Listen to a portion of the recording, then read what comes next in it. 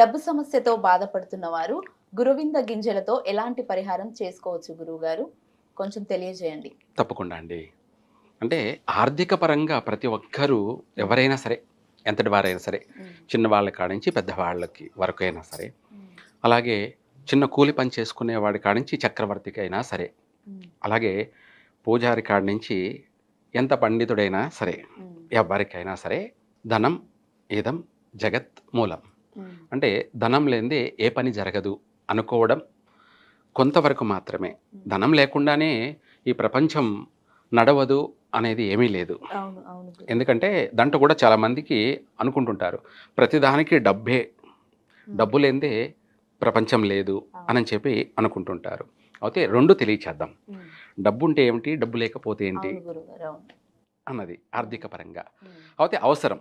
అవసరం. ధనం అవసరం. హ్మ్. కానీ ఎంతవరకు ఏదైనా సరే ఓవర్ కాకూడదు. హ్మ్. అలా అనేసి ఏది లేదు అనడానికి లేదని లేదు. కాదు. అవును. ప్రతి దాంట్లోనూ రీజన్ ఉండాలి. హ్మ్. అయితే మీరన్నట్టుగా ప్రతి విషయం కూడా మనం తెలియచేద్దాం. హ్మ్. అంటే డబ్బు లేకుండా జీవించలేము అని అనుకునే వాళ్ళకి ఒక మెసేజ్. అవును గురువు. ఈ ప్రపంచంలో డబ్బు లేకుండా జీవించేది అంటూ ఒక మనిషి మాత్రమే. హ్మ్. మిగతా సర్వ ప్రాణులు డబ్బు లేకుండానే జీవిస్తాయి. అవును గురువు. ఎందుకంటే మనము సముద్రంలో ఉన్న చేపలు కానీ, హ్మ్. తాబేళ్లు కానీ, హ్మ్. సముద్రంలో ఉన్నటువంటి అనేక ప్రాణులు కానీ, హ్మ్. లేదా భూమిపైన నివసిస్తున్నటువంటి ఆహ్, పక్షులు కానీ, మృగాలు కానీ, హ్మ్. ఏ టు జెడ్ ఏదైనా సరే కుక్కలు కానీ, నక్కలు కానీ, పిల్లులు, అనేక జంతువులు, అనేక పక్షులు హ్మ్. వీటన్నిటికీ డబ్బు అంటే ఏంటో తెలియదు. అవును. కానీ అవి చక్కగా కోతులే తీసుకుందాం. హ్మ్. చక్కగా వాటికి పండ్లో, కాయలో ఏ ఒకటి పిందెలో ఏవో ఒకటి దొరుకుతుంటాయి. వాటిని తినేసి చక్కగా అవి సంసారం చేసుకుంటూ, హ్మ్. వాటి సంతతిని పెంచుకుంటూ, అవును. బాగా చక్కగా జీవిస్తూ, అందంగా వాటికిష్టమొచ్చినట్టు అవి ఆడుకుంటూ అభివృద్ధి చెందుతూ ఉన్నాయి. హ్మ్. వాటి వంశమంతా అభివృద్ధి చెందుతూ ఉన్నాయి. హ్మ్. అలాగే సర్పాలే అనుకుందాం. హ్మ్. వాటికి డబ్బు తెలియదు. హ్మ్. కానీ మనం చెప్పబోయేది మంత్రం గూడా సర్పమంత్రం. ఆర్థికంగా కలిసి రావడం కొరకై మనం చెప్పబోయే మంత్రం కూడా హ్మ్. సర్పమంత్రమే. ధనానికి రక్షకులనమాట సర్పాలు. హ్మ్. ధనానికి రక్షకులు. అంటే నిధులు, నిక్షేపాలకి, హ్మ్. ధనానికి అనంత లక్ష్మి అంటాం. అనంత అంటే శేషుడు. హ్మ్. అనంత శేషుడు. ఐశ్వర్యానికంతా కూడా కారకుడు, రక్షకుడు కూడాను. రెండూను హ్మ్. ఆయనే. అయితే అదే సర్పానికి డబ్బు అవసరం లేదు. హ్మ్. తనకు ఏదో దొరికింది ఎలకలో, కప్పలో లేకపోతే ఏ ఒకటి తినేసి చక్కగా హ్మ్. జీవిస్తూ దాని సంతతిని పెంచుకుంటారు. విశేషంగా అంటే ఒక్క కానుపుకి హ్మ్. 100 మందిని సంతానాన్ని కంటుంది. హ్మ్. ఇందాక మనం చెప్పుకుంటున్నట్టు పౌర్ణమి. హ్మ్. పౌర్ణమి రోజు ఆశ్లేష నక్షత్రం ఉంది. మాఘ పౌర్ణమి. హ్మ్. ఆశ్లేష నక్షత్రం, మాఘ పౌర్ణమి అంటే ఆ రోజున సర్పజాతికి విశేషమైనటువంటి బంధన. హ్మ్. విశేషమైన బంధన అంటే చెప్పుకోలేనంత అన్యోన్యమైనటువంటి సర్ప యొక్క కలయిక. దాన్నే హ్మ్. బంధం అంటాం. హ్మ్. సర్పబంధం. అవి చక్కగా వాటి సంసార జీవితాన్ని అభివృద్ధి చేసుకుంటూ, హ్మ్. వాటి జాతిని అభివృద్ధి చేసుకుంటూ దానికి ధనం అక్కర్లేదు. హ్మ్. అలాగే మన ఆవులు. ఆవులకి డబ్బు చూపెట్టావంటే అవి డబ్బు ఏం తీసుకుపోయి కొనుక్కోవయి. హ్మ్. వాటికి కావాల్సింది గడ్డి. హ్మ్. అది ఎక్కడైనా దొరుకుతుంది. తిని జీవిచ్చేస్తుంది. అందంగా ఉంటుంది గూడా. హ్మ్. ఏమిటి ఆవుని చూడ్డానికి అవును. అది స్నానం చేయకపోయినా అందంగా అందంగా ఉంటుంది. ఉంటుంది. అవును. మనం రోజు స్నానం చేయకపోతే హ్మ్. అందంగా ఉండం. అవును. మనం ఒక్కరోజు స్నానం చేయకపోతే మనం అందమంతా గూడా హ్మ్. ఇదైపోతుంది. సరే ప్రతిరోజు స్నానం చేసి, ప్రతిరోజు ప్రతి పూట ముఖం కడుక్కుంటుంటేనే కాస్త చూడ్డానికి అందంగా కనపడతాం. అలా చెప్పుకుంటూ పోతే ఆహ్, ఆర్థికపరమైనటువంటి విషయాలలో ప్రపంచంలో ఏ దానికి అవసరం లేదు. చక్కగా ఏది అది వాటి అంతా అవి అభివృద్ధి చెందుతున్నాయి. కానీ మనిషికి మాత్రం డబ్బు లేకపోతే కాలు తీసి బయట పెట్టలేడు. హ్మ్. డబ్బు లేకపోతే కాలు తీసి బయట పెట్టలేం. బయట పెట్టలేడు. మహా బాధపడిపోతాడు. హ్మ్. ఇంకా అది బతకడం ఎందుకు? జీవించడం ఎందుకు? అని చెప్పేసి తను తాను మనిషి ఇదైపోతాడు. హ్మ్. దానికోసం సూసైడ్‌కి గూడా ఎళ్ళిపోతాడు. హ్మ్. ఏమిటంటే లేకపోతే నేను బ్రతకలేను. అవును. ఎందుకు బ్రతకడము అని చెప్పేసి సూసైడ్‌కి కూడా వెళ్ళిపోతూ ఉంటాడు. హ్మ్. అటువంటి సమస్యలు మనిషి క్రియేట్ చేసుకున్నాడు. అవును. అయితే ప్రతి ఒక్కరికి అవసరమే. అది మనం క్రియేట్ చేసుకున్న దాన్ని బట్టి మనకు అవసరం. కానీ అది ఎంతవరకో పరిమితం అంతవరకే. అంతకంటే మించి ఉండకూడదు. అలా అనేసి లేకుండా ఉంటేను భరించలేం. కొంతమంది ధనం ఖర్చయిపోతుందని తెగ బాధపడిపోతుంటారు. ఇప్పుడు డ్యామ్ నీళ్లున్నాయి. డ్యాము. అది ఫుల్ అయిందనుకో, డ్యామ్ తెగిపోయే అవకాశం ఉంది. తెగిపోయిందనుకో ప్రమాదం జరుగుతుంది. అలాగే దాంట్లో కొన్ని నీరుని వదిలేసేయాలి. కొంత నీరుని వదిలేస్తుంటే పోతూ ఉంటే ఆ డ్యామ్ సేఫ్‌గా ఉంటుంది. అలాగే మనకొచ్చే ఆదాయంలో కూడా మనము కొంత ఖర్చు పెడుతూ ఉండాలి. ఆ ఖర్చే దానాలు, ధర్మాలు, అదే పుణ్యం. ఆ! అది అది కూడా మనం ఎందుకు ఖర్చు పెట్టాలనుకున్నామనుకో, ఇందాక డ్యామ్ తెగిపోయినట్టుగా మన జీవితమే క్లోజ్ అయిపోయే అవకాశం కూడా ఉంది. అందుకనేసి మనము అప్పుడప్పుడు దాన ధర్మాలు మనకున్నంతలో అంటే మనకు 100,00,00,000 ఉంది. దాంట్లో ఒక 10,00,000 దాన ధర్మాలు చేస్తూ ఉంటే దానివల్ల పుణ్యం కలుగుతుంది. మన ధనం ఇంకా అభివృద్ధి చెందుతుంది. మన ధనం 100,00,00,000 కాస్త ఇంకా 1000,00,00,000 అయ్యే అభివృద్ధి జరుగుతుంది. ఎందుకంటే మనం చేస్తున్న దానం అనేది మనకు పుణ్యాన్ని కలగచేస్తుంది. మంచి ఫలితాన్ని కలగచేస్తుంది. అయితే ముందుగా ఆ ధనాన్ని ఎలా సంపాదించాలి అంటే ఎగ్జాంపుల్‌గా చెప్తాము. మనం సత్యనారాయణ వ్రతం చేసుకుంటుంటాం. ఆ వ్రతంలో కథలు చెప్తూ ఉన్నాం. ఒక బిచ్చగాడు అంటే అడుక్కునే పండితుడు. అంటే బ్రాహ్మణుడు అనుకుందాం, లేదా ఎవరైనా అనుకోవచ్చు. లేదు తను ఒట్టి చేతులతో పొద్దున్నే వెళ్తాడు. ఇంటింటికి వెళ్ళేసి అమ్మా భిక్షాం దేహి, అయ్యాం భిక్షాం దేహి అని చెప్పేసి యాచించుకుంటాడు. సరే తన టైం బాగలేదు కాబట్టి ఎక్కడికి వెళ్ళినా అందరూ కూడా లేదు పోవయ్యా అన్నారు. అలా ప్రతిరోజు జరుగుతూనే ఉంది. అతను పాపం అవిటివాడు, వికలాంగుడు. తనకు ఒకరోజు బాధ కలిగింది. ఎందుకు నేను బ్రతకడము? నేను అవిటివాడిని, నేను వికలాంగుడిని. నేను ఎంత కష్టపడినా కూడా నేను బ్రతకడానికి కష్టంగా ఉంది. నేనే బ్రతకడానికి కష్టంగా ఉందంటే నా పిల్లలు, నా భార్యని నేను ఎలా పోషించాలి దేవుడా అని చెప్పి అతను చీకటి పడుతుంది వెళ్దామని చెప్పేసి బయలుదేరిపోతుంటే ఆ ఊరి బయట ఒక దేవాలయం కనిపించింది. అక్కడ చూడగానే ఎందుకో అతని మనసుకి కూర్చోవాలనిపించింది. ఆ గుడి దగ్గర మెట్ల దగ్గర కూర్చొని ఆలోచన చేస్తూ దిగులు పడుతూ ఆ గుడిలో ఉన్నటువంటి స్వామిని చూసి, స్వామి నాకు నా జీవితానికి ఎంత కష్టపడినా కూడా ఒక చిల్లి గవ్వ నాకు దానం చేసిన పాపాన పోలేదు. ఎక్కడికి వెళ్ళినా ఎవరైనా కూడా లేదు పోమంటున్నారు, అసహించుకుంటున్నారు. మరి నేను అవిటివాడిని, వికలాంగుడిని. నేను ఎలా జీవించాలి? నేను ఎలా బ్రతకాలి? నా భార్య పిల్లలని నేను ఎలా పోషించుకోవాలి అని చెప్పేసి ఆ గుడిలో ఉన్నటువంటి స్వామివారికి మనసుతో మెసేజ్ పంపిస్తున్నాడు. అంటే మనసులో ఉన్నటువంటి సంకల్పాన్ని చెప్పడం వల్ల అది వాయువేగాన అంటే వాయుదేవుడు ఆ మెసేజ్‌ని ఆ గుడిలో ఉన్నటువంటి స్వామికి అందచేస్తున్నాడు. దాన్నే ట్రాన్స్‌లేషన్. శబ్దధ్వని. అప్పుడు అది విని ఆ గుడిలో ఉన్నటువంటి స్వామి బాధపడి ఆయన ఒక వృద్ధ రూపంలో ధరించి ఇతని దగ్గరికొచ్చి ఆయనను అడిగాడు. "ఏంటి నాయనా ఇక్కడ కూర్చొని దిగులు చేస్తున్నావు?" అని చెప్పి అంటే, "స్వామి నేను భిక్షగాడిని, కటిక పేదవాడిని, దరిద్రుడను. నేను ఎక్కడికి వెళ్ళి ఎవరిని అడిగినా కూడా అందరూ అసహించుకుంటున్నారు. లేదు పొమ్మని అంటున్నారు. మరి నేను ఎలా బ్రతకాలి స్వామి? నా జీవితానికి ఏదన్నా ఒక మార్గాన్ని ప్రసాదించు స్వామి" అని చెప్పి ఆయనను వేడుకున్నాడు. వేడుకుంటే ఆయన చెప్పాడు, ఇలా సత్యనారాయణ వ్రతం అనే వ్రతం ఉంది. ఆ వ్రతాన్ని ఆచరిస్తానని నీ మనసులో సంకల్పించుకో. నీకు రాజయోగం కలుగుతుంది అని చెప్పాడు. అని చెప్పేసి ఆయన అంతరార్థం వెళ్ళిపోయాడు. ఈ ఈ బిచ్చగాడు లేచి ఆ మనసులో సంకల్పించుకున్నాడు, స్వామి నేను సత్యనారాయణ వ్రతాన్ని చేస్తాను. నాకు నా జీవితానికి ఆర్థికపరమైనటువంటి అభివృద్ధిని, యోగాన్ని కలగచేయి స్వామి అని చెప్పేసి మొక్కున్నాడు. వెళ్ళిపోయాడు. మరుసటి రోజు లేచి స్నానం ఆచరించుకునేసి సద్దన్నం మూట కట్టుకొని ఆయన ఒక ఊరికి వెళ్ళిపోయాడు. ఒక నగరానికి వెళ్ళాడు. అక్కడికి వెళ్ళగానే ఇంటింటికి వెళ్ళేసి అమ్మా భిక్షాం దేహి, అయ్యా భిక్షాం దేహి అని యాచించుకుంటూ ఉన్నాడు. అట్లా యాచించుకుంటూ ఉంటుంటే ఎవరైనా సరే లేదనకుండా వాళ్ళకు ఉన్నంతలోనూ వాళ్ళ చేతనైనంత వరకును దానం చేస్తున్నారు. ఎవరికి తోచింది వాళ్ళు దానం చేస్తున్నారు. పొద్దుటి నుంచి సాయంత్రానికల్లా ఎనలేని దానాన్ని సంపాదించాడు. ఎందుకంటే 1000 గడప ఉంది, 1000 ఇండ్లు ఉన్నాయి. ఇంటికి రూపాయి వేసుకున్నా 1000 గడపలకి ఎంత అయింది? ఎంతో అయింది. అలా వానికి ఆ ఒక్క రోజుకే చెప్పలేనంత ధనం వచ్చేసింది. అప్పుడు సంతోషంతో ఇంటికి వెళ్తూ, వెళ్తూ పూజా ద్రవ్యాలను కొనుక్కొని వెళ్ళేసి పూజ చేసుకున్నాడు స్వామివారి. ఆ తర్వాత ఎక్కడికి వెళ్ళినా కూడా లేదనకుండా అతనికి దానం చేస్తున్నారు. రూపాయి చేసేవాడు రూ. 100 చేస్తున్నాడు. ఎవరికి తోచింది వాడు.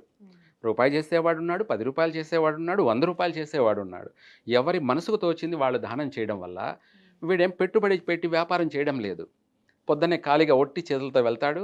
సాయంత్రానికి డబ్బు, ధనంతో ఇంటికొస్తున్నాడు. ప్రతిరోజు ఇంటికి లక్ష్మి యోగ ప్రాప్తి కలిగింది. ధనం వస్తూనే ఉంది. అలా కొన్నేళ్లకల్లా వీడు అనంతమైన ధన సంపన్నుడైపోయాడు. వాడు, వాని పిల్లలు, మనవళ్ళు లేదా ఇంకా మునిమనవళ్ళు లేదా ఒక 7 తరాల వరకు కూర్చొని తినే అంత సంపాదించి పెట్టిపోయాడు. అంటే మనకు ప్రతి మనిషికి సంపాదించాలని ఆలోచన, అవగాహన అనేది ప్రతి ఒక్కరికి ఉంటుంది. కానీ దైవానుగ్రహం ఉన్నవాడికే వస్తుంది. దాన్ని సంపాదించాలి ముందు. అంటే స్పిరిచువల్‌గా భగవంతుడి అనుగ్రహం ఎవరికైతే కలుగుతుందో వాడు రాత్రికి కోటీశ్వరుడు అయిపోవచ్చు. వాడికి ఏ నిధులు, నిక్షేపాలు దొరుకుతాయి. అవి ఏ రూపంలో వాడికి కలిసొస్తుందనేది ఎవ్వడు ఊహించలేడు. అది భగవంతుని అనుగ్రహం అనేది ముందు మనం సంపాదించినప్పుడు మన జీవితం అంతా కూడా సంపాదన అనేది దానంతట అదే మన కోసం వెతుక్కుంటూ వస్తుంది. అలా వాడొక్కడనే కాదు, కట్టెలు కొట్టుకొని అమ్ముకునేవాడు. వాడు ఒట్టి కంపకట్టెలని కొట్టుకొని ఇంటింటికి అయితే ఊరూరు తిరుగుతున్నాడు. ఎవరు చూసినా కొనడం లేదు. ఎందుకంటే అందరూ అందరూ కొట్టుకొని తెచ్చుకొని వంట చేసుకుంటుంటారు. అలా వీడు ఒక అలా రోజు చేసి విసిగిపోయి, ఏమిటి నేను ఎంత చేసినా కూడా ఎంత కష్టపడుతున్నాను, గాడిద కష్టం చేస్తున్నాను, నా భార్యను, నా పిల్లల్ని పోషించుకోవడానికి రాత్రింబగళ్ళు కష్టపడుతున్నాను, కానీ బ్రతకడం కష్టంగా ఉంది, ఏం చేయాలని చెప్పేసి వాడు ఆ కట్టెల మోపు నెత్తిన పెట్టుకొని ఊరంతా తిరిగి అలసిపోయాడు. తల నొప్పి పెడుతుంది, కాళ్ళేమో కాలిపోతున్నాయి. ఇదేమిటి భగవంతుడా, ఈ బతకడం కన్నా చావడమే మేలు అని అనుకుంటున్నాడు. ఆ సమయంలో, ఆ సందర్భంలో చీకటి పడుతుంది, వెళ్ళిపోదాము ఇంటికి అని చెప్పి పోతుంటే ఆ ఊర్లో మధ్యలో నడిబొట్టు ఆ ఊర్లో ఒకరింట్లో పూజ జరుగుతుంది. చూశాడు. ఇక్కడంతా చాలామంది ఉన్నారు. బాగా అంగరంగంగా పందిళ్ళు, పచ్చ తోరణాలు, ఆవు పేడతోటి బాగా కల్యాపు చల్లినటువంటి పచ్చగా 3 పూలు 6 కాయల్లా ఎంతోమంది భక్తుల సందోహంతో నిండి ఉంది. అది చూసి మనం కూడా వెళ్ళి చూద్దామని చెప్పేసి వాడు కట్టెల మోపు పక్కన పెట్టేసి లోపలికి వెళ్ళిపోయి చూశాడు. చూస్తే పూజ పూర్తి అయ్యే వరకు కూడా ఉన్నాడు. అయిపోయిన తర్వాత ఆ ఇంటి యజమానిని అడిగాడు, ఆ పూజలో చేసుకున్నటువంటి వాళ్ళని, అయ్యా మీరు చేసిన పూజ ఏమిటి అంటే ఆయన చెప్పాడు, మాకు ఆర్థిక పరంగా కలిసి రావడం కోసం, రుణ విమోచన అంటే అప్పుల బాధలు తీరడానికి, మేము ఆర్థికంగా సంపాదించుకొని బాగుపడడానికి కోసమై, రుణ విమోచన కోసమై శ్రీ సత్యనారాయణ వ్రతాన్ని ఆచరించాము అని చెప్పాడు. అప్పుడు వీడికి ఆలోచన వచ్చింది, అరే నేను కూడా చేసుకుంటే బాగుంటుంది కదా, నాకు కావాల్సింది కూడా అదే కదా, నాకు ఆర్థికంగా నేను బాగుపడాలి, నా కుటుంబం అభివృద్ధి చెందాలి, నా భార్య పిల్లలు నేను పోషించుకోవాలి, బాగు చూసుకోవాలి అని చెప్పేసి వాడికి ఆలోచన కలిగింది. సో అయ్యా అట్లయితే నేను కూడా ఈ వ్రతాన్ని చేసుకుంటాను, ఆ పూజా విధి విధానం చెప్పమని అడిగాడు. వాళ్ళన్నీ పూజా విధి విధానాలని కూడా చెప్పారు. అంతే, వీడు అక్కడ స్వామివారి ముందు సాష్టాంగపడి మనసులో సంకల్పం చేసుకున్నాడు, స్వామి నా జీవితానికి ఆర్థికపరమైనటువంటి యోగాన్ని ప్రసాదించు భగవంతుడా, నేను ఈ వ్రతాన్ని ఆచరిస్తానని చెప్పి మొక్కున్నాడు. అంతే, తీర్థప్రసాదాలు పుచ్చుకున్నాడు. ఆయన ఆ కట్టెల మోపు నెత్తిన పెట్టుకునేసి రాత్రి ఇంటికి వెళ్ళిపోయాడు. రాత్రి వాడికి పనుకుంటే పోయి ఇంట్లో నిద్ర రావడం లేదు. ఆ పూజే కనిపిస్తుంది. నేను కూడా ఎలా తిరిగి ఎట్లయినా సరే చేయాలి అని చెప్పేసి వాడికి గట్టి సంకల్పం పడింది. అంతే, పొద్దున ఏకోజావం లేచేసి కాలకృత్యాలన్నీ కూడా నెరవేర్చుకొని ఒక గొడ్డలు తీసుకొని సద్దన్నం మూట కట్టుకొని ఒక పెద్ద అరణ్యానికి వెళ్ళిపోయాడు. అప్పుడు వీడు పుష్ప అయిపోయాడు అనమాట. అక్కడ ఉన్నటువంటి అరణ్యంలో ఎర్రచందనము కట్టెలు, శ్రీగంధపు కట్టెలు ఇవన్నీ కూడా కొట్టేసి నరికేసి వాడు మోయలేనంత మోపు కట్టుకొని నెత్తిని పెట్టుకొని ఒక రాజు ఉన్న నగరానికి వెళ్ళిపోయాడు. అక్కడికి వెళ్ళగానే అందరూ చూశారు, అక్కడ ఉన్నటువంటి ఇంట్లో ఉన్నటువంటి ఆడవాళ్ళందరూ చూశారు, మంచి వాసన వస్తుంది, సుగంధభరితమైన సువాసన. అవి అనంతమైన విలువ కలిగినటువంటి ఎర్రచందనము, శ్రీగంధపు కట్టెలు చూసి, "అరే! ఈడు శ్రీగంధపు కట్టెలు, ఎర్రచందనపు కట్టెలు తెచ్చాడు. ఇది మనం కొనుక్కోవాలని" చెప్పేసి అక్కడ ఉన్నటువంటి వాళ్ళందరూ గూడా అనుకున్నారు. ఉమ్, అందులో ఒక ఆవిడ చూసి, "బాబు ఆ కట్టెల మొప్పు నాకీ నాయనా, నీకు ఓ రూపాయి ఇస్తానన్నది." ఉమ్, అప్పుడు ఈమెక్కడ కొంటుందో ఆ కట్టెల మోపు, నేను కొనుక్కోవాలని చెప్పేసి పక్కింటాముండి, "నేను ఆ, రూ. 2 ఇస్తాను బాబు ఆ కట్టెల మోపు నాకీ" అని చెప్పేసి ఓకే. అడిగింది. ఎందుకంటే వీళ్ళలో కాంపిటీషన్ పెరిగిపోయింది. అవును. పోటీ. ఆ పదావిడండి, "ఆ కట్టెల మోపు నాకే బాబు, నేను రూ. 10 ఇస్తానన్నది." ఉమ్, ఎందుకంటే అక్కడ రాజున్న వీధి రాజు నగరంలోకి వెళ్ళాడు. అవును. ఆ రాజు ఉన్న వీధిలోకే వెళ్ళాడు. అక్కడంతా రాజు ఉద్యోగులు అన్నమాట ఆ, వీళ్ళు. అంటే ఇప్పుడు గవర్నమెంట్ ఎంప్లాయీ లాగా అన్నమాట. ఓకే గురుగారు. అవును. రాజు ఉద్యోగులు అంటే అందరూ ధన సంపన్నులన్నమాట. ఉమ్, వాళ్ళందరూ చూసి నా కట్టెల మోపు నాకు కావాలని చెప్పి పోటీ పడి, "పదావిడ నేను రూ. 10 ఇస్తాను బాబు ఆ కట్టెల మోపు ఇమ్మనగానే" వీడు చూసి ఇదేదో చాలా బాగుంది. నేను ఇన్నేళ్ళు ఎందుకు ఈ వ్యాపారం చేయలేకపోయాను అని చెప్పేసి వాడి మనసులో వాడు పశ్చాత్తాపడి అడిగిన ఆమెకి ఇచ్చేసి ఆ రూ. 10 తీసుకున్నాడు. ఒక్క రోజులోనే వాడికి ఆ యుగంలో ఉమ్, ఒక రోజులో రూ. 10 అంటే ఈ రోజున ఎన్నో కోట్లు, ఎన్నో అవును గురుగారు. కోట్లనమాట. అలా ఆ విధంగా ఆ రూ. 10 తీసుకొని వాడు పూజా ద్రవ్యాలని కొనుక్కొనేసి ఇంటికి వెళ్ళిపోతూ బంధువుల్ని, స్నేహితులందరిని పిలిచి మరుసటి రోజున అంగరంగ వైభోగంగా అంతకంటే వాడు చూసిన దానికంటే ఇంకా గూడా స్పెషల్‌గా స్పిరిచ్యువల్‌గా అద్భుతంగా అంగరంగ వైభోగంగా చేసుకున్నాడు. ఆ స్వామివారి అనుగ్రహం వల్ల. ఉమ్, ఎందుకంటే దైవానుగ్రహం అనేది ఉమ్, పొందడమే మనం చేసేటువంటి ఈ క్రియా విధానాలు. ఓకే గురుగారు. ఆహ్, ఆమెన ఆ స్వామివారి అనుగ్రహం కలిగింది కాబట్టి, వీడు ఇదేదో చాలా బాగుంది అని చెప్పేసి ప్రతిరోజు అరణ్యాలకెళ్ళిపోవడం, ఉమ్, ఆ ఎర్రచందనపు చెట్లని నరికేయడం, ఉమ్, ఆ శ్రీగంధపు చెట్లని నరికేయడం, ఆ కట్టెలన్నీ గూడా మోసుకొని పోయేవాడు కాస్త బండి కొనుక్కున్నాడు. ఉమ్, ఏమిటి? బండి కొనుక్కున్నాను. ఎద్దుల బండి అనొచ్చు, లేదంటే గుర్రపు బండి అనుకోవచ్చు. ఉమ్, బండి కొనుక్కొని, బండి నిండా వేసుకొని ఆమెన అమ్ముకుంటున్నాను. మళ్ళీ వెళ్ళాడు. ఉమ్, అక్కడ ఎళ్ళగానే ఆ రోజు ఆ బండెడు కట్టెల మోపు అమ్ముకోవడం వల్ల వాడికి ఆ రోజు రూ. 100 వచ్చింది. ఉమ్, ఇలా అరణ్యాలన్నీ ఖాళీ చేసేస్తున్నాడు వీడు. ఉమ్, రోజూ కొట్టుకుపోయి కొనుక్కుంటున్నాడు, అమ్ముకుంటున్నాడు. అమ్ముకుంటున్నాడు. వీడు చేతల కష్టం. ఏమిటి? చేతన కష్టం. ఒక గొడ్డలి మాత్రమే తీసుకొని వెళ్తున్నాడంతే. ఉమ్, పెట్టుబడి ఏం పెట్టడం లేదు. లేదు. ఫస్ట్ సారి నెత్తిన పెట్టుకొని పోయి అమ్ముకున్న దానికొచ్చిన ఆదాయంతోనే బండి కొన్నాడు. ఓకే. ఓకే. ఎద్దుల బండి. ఉమ్, అలా రాను రాను వాడు అభివృద్ధి చెందుతున్నాడు. ఉమ్, ఆర్థికంగా విశేషమైన అభివృద్ధి అభివృద్ధి చెందుతున్నాడు. అలా అరణ్యాలే ఖాళీ చేసేస్తున్నాడు. వీడి ఇల్లేనేమో వేల కోట్లు, లక్షల కోట్లు, వేల కోట్లతో నిండిపోయింది. ఉమ్, అలా వీడు కూర్చొని తిన్నా కూడా తరగనంత 12 తరాలు కాదు 14 తరాల వరకు కూడా కూర్చొని తిన్నంత సంపాదించి పెట్టిపోయాడు వీడు. ఉమ్, అలా మనసుంటే మార్గం ఉంటుంది. ఉమ్, మనం చేసేది ప్రేమతో, భక్తితో, కల్మషం లేకుండా ముందు దైవానుగ్రహాన్ని పొందామంటే మల్టీ అంటే నువ్వు ఏ ప్రయత్నం చేసినా, ఏ రంగంలో ప్రవేశించినా దాని నుంచి నీకు అధిక ఉమ్, ధనయోగం కలుగుతుంది. లక్ష్మీ యోగం కలుగుతుంది. ఉమ్, అయితే ఇవన్నీ కూడా మనకు ముందు నమ్మకం కలగాలి ఎవరికైనా. ఎవరి వ్యక్తిగతమైన జీవితంలో వాళ్ళకి ఒక మంచి సంకల్ప బలం అనేది ఏర్పడితే ఉమ్, సాధించిందంటూ ఈ ప్రపంచంలో ఏదీ ఉండదు. ఉమ్, ప్రపంచాన్నే సాధించవచ్చు. ప్రపంచాన్ని జయించవచ్చు. కానీ ఆ కాన్ఫిడెన్సు, ఆ సంకల్ప బలం, ఆ నమ్మకం మనలో కలగాలంటే ముందు దైవానుగ్రహాన్ని పొందాలి. ఓకే.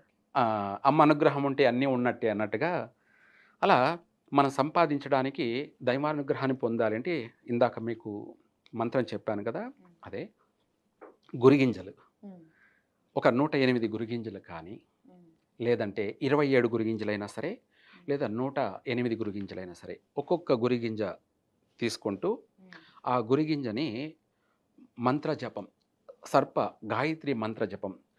ఓం కర్కోటకాయ విద్మహే మమ ఐశ్వర్యప్రదాయ ధీమహి ఉమ్, తన్నో సర్వ విషదృష్టి ప్రచోదయాత్. ఉమ్, అంటే ఓం కర్కోటకాయ విద్మహే మమ ఐశ్వర్యప్రదాయ ధీమహి అంటే ప్రకృతిని మనము ఆస్వాదిస్తున్నాం.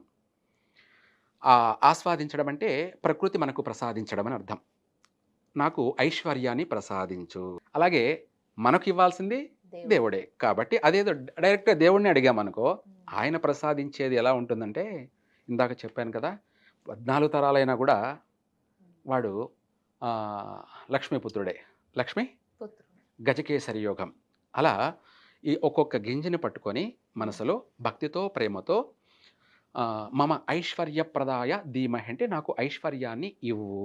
ఉమ్, అలాగే సర్వ విషదృష్టి ప్రచోదయాత్ అంటే చెడు దృష్టి ఎటువంటిది ఉన్నా కూడా ఉమ్, నాకు తెలిసి, ఉమ్, నాకు తెలియక, సరే నరదృష్టి కావచ్చు, లేకపోతే దైవ దృష్టి కావచ్చు, లేదా గ్రహ దృష్టి కావచ్చు, ఏదైనా సరే ఎటువంటిదైనా సరే ప్రక్షాళన అంటే దాన్ని నాశనం చేయమని, దృష్టి దోషాన్ని. ఉమ్, ఇప్పుడు ఒక మనిషి అభివృద్ధి చెందుతున్నాడనుకో, ఉమ్, పక్కన వాడు చూసి ఓర్వలేడు. ఎందుకంటే అవును. హ్మ్, హ్మ్, నేను కష్టపడుతున్నా, వాడు కష్టపడుతున్నాడు.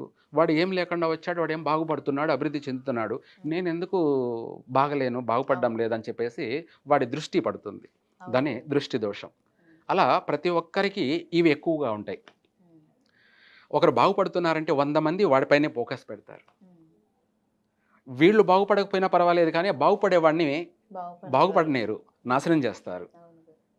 అలా అందుకనేసి ఆ దృష్టి దోషం ఎటువంటిదైనా కూడా పోగొట్టేసి, ఉమ్, సర్పదోషమైన, గ్రహదోషమైన ఉమ్, ఎటువంటిదైనా కూడా ఆహ్, విషదృష్టి ప్రచోదయ దాన్ని ఉమ్, చీల్చి చెండాడమని, ఓకే. నాకు సమయానుకూలంగా ఐశ్వర్యాన్ని ప్రసాదించు. ప్రసాదించమని.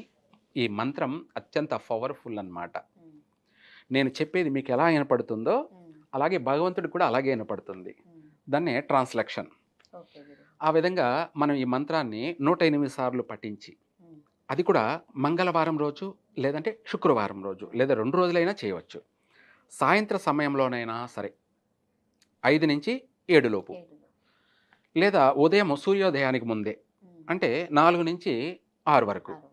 ఈ సమయంలో ఈ 108 గురుగింజలకి ఒక్కొక్క గురుగింజని పట్టుకొని ఈ మంత్రాన్ని పఠిస్తూ, ఉమ్, ఒక ఎరుపు వస్త్రంలో, నూతన వస్త్రం అంటే ఎరుపు జాకెట్టు, ఉమ్, లేదా వైట్ వస్త్రంలో పసుపు నీళ్ళల్లో అద్దేసి, అందులో ఈ గురిగింజలు 108 కూడా మంత్ర జపం పఠించి అందులో వేసి మూట కట్టి బీరువాలో పెట్టుకున్నట్టయితే, ఆర్థిక పరంగా విశేషంగా ఏ రూపంలో కలిసొస్తుందనేది నేను చెప్పడం కన్నా ఉమ్, వచ్చే మార్గం అనేది వాళ్ళకి తెలియచేస్తుంది. ఓకే గురువు. ఇంకా కూడా చెప్పాలంటే దీన్ని ఒక్కొక్క విధంగా, ఒక్కొక్క రకంగా కూడా ఉపయోగించుకోవచ్చు. ఉమ్, ఇంటికి బీరువాలోనే పెట్టాలనేం లేదు. ఉమ్, మన ఇంటికి సింహద్వారానికి పైన కట్టొచ్చు. ఎందుకంటే సింహద్వారం అనేది లక్ష్మి అనమాట. ఉమ్, లక్ష్మిగా మనము గడపని పూజిస్తూ ఉంటాం. ఉమ్, గడపని పూజిస్తూ ఉంటాం. అవును. ప్రతిరోజు శుభ్రంగా కడిగి పసుపు, కుంకుమ పెట్టేసి గడపని పూజిస్తాం. ఎందుకు పూజిస్తామంటే లక్ష్మీదేవి కాబట్టి. ఉమ్, అందుకనేసి ఆ గడప పైన ఈ మనము 108 గురిగింజలతో కట్టినటువంటి జాకెట్‌ని పైన కట్టుకున్నట్టయితే, ఇంగా 100% వాళ్ళకి లక్ష్మీదేవి ఇంట్లోకి రావడమే. ఓకే.